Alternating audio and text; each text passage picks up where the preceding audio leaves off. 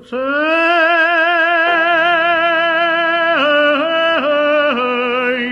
והחליצנו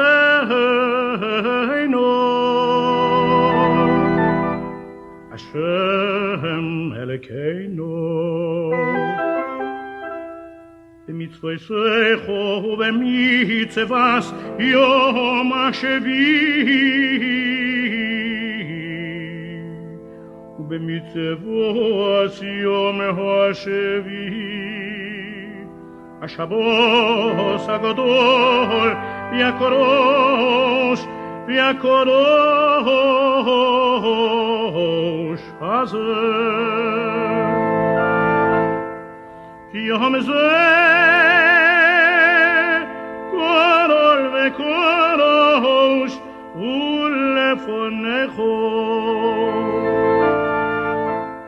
לשבוז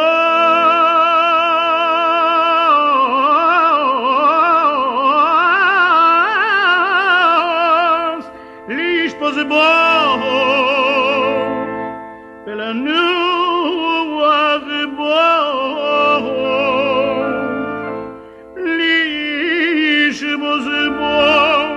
ולנוח בו ביום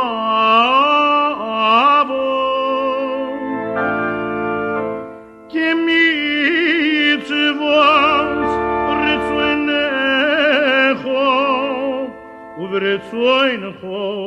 ונחלונו וברצוינך ונחלונו השם אלוהינו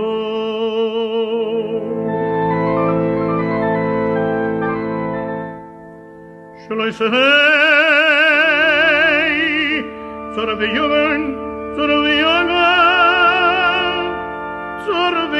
מנוחו ויואי מנוחו סיימו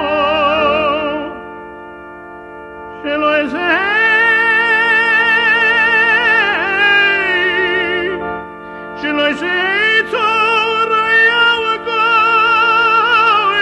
אוי ויגוי נפנוחו ויובו ואוי מנוחו סיימו שלא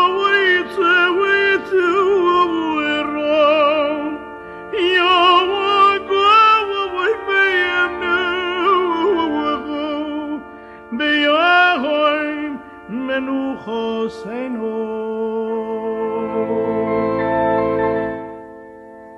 דהורנו השם אלוהינו בנחום עשיון ירחו ובעניין ירושלים ובעניין ירושלים ירקורצך כי אתה הוא בעל הישועות כי אתה בעל הישועות